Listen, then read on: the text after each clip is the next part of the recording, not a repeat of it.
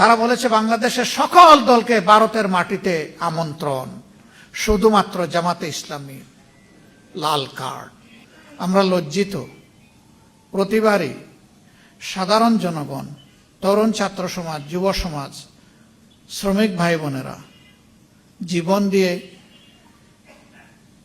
এই অর্জন যখন জাতির হাতে তুলে দেয়, তখন কিছু লুটেরার হাতে এটা হারিয়ে যায়।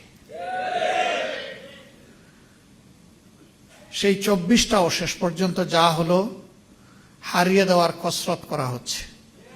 আল্লাহর কসম, জীবন দিব কিন্তু 24 হারিয়ে যেতে দেব না।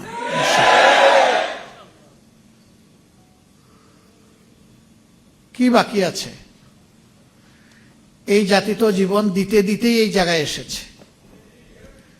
আমাদের কি জবাব শহীদ পরিবারের সদস্যবৃন্দের কাছে?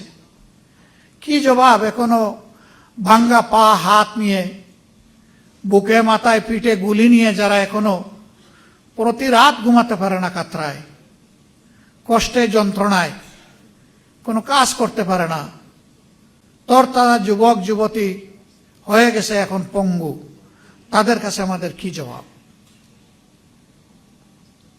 এখন যে পার্লামেন্ট এবং সরকার গঠিত হয়েছে, সবাই স্বীকার করে যে একটি 24-এর ফসল, কিন্তু কেউ কেউ বলতে চান 24 তেমন কিছু না, এর আগের অংশটা গুরুত্বপূর্ণ। আমরা তো বলছি না আগের অংশ অগুরুত্বপূর্ণ, কারণ সেই অংশেই তো আমরা আমাদের মাতার তাজ 11 জন নেতৃবৃন্দকে হারিয়েছি, সেই অংশেই তো আমাদের শত শত সহকর্মীকে হারিয়েছি, সেই অংশেই তো আমাদের ভাই বোনেরা আয়নাগরের সঙ্গে হয়েছে, সেই অংশেই তো লাখো লাখো মানুষ, আমাদের সহকর্মীরা বারবার কারাগারে চলে গিয়েছে, সেই অংশেই তো আমাদের সহকর্মীরা চাকরি হারিয়েছে, সেই অংশেই তো বাড়িঘরে ঘুমাতে পারেনি। আমরা তো ওই অংশ অস্বীকার করছি না, কিন্তু এইটা অস্বীকার করার কোনো উপায় নেই।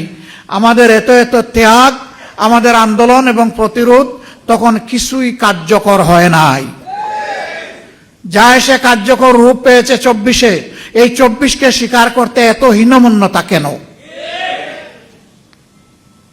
এই 24 না হলে আজকে আমি এইখানে বক্তৃতা দিতে পারতাম না, এই 24 না হলে আজকে বিরোধী দল হতে পারতাম না, বিরোধী দলের নেতা হতে পারতাম না, এমপি নির্বাচিত হতে পারতাম না, পার্লামেন্টের মুখ দেখতে পারতাম না, ঠিক অনুরূপ ভাবে তারেক সাহেব প্রধানমন্ত্রী হতে পারতেন না।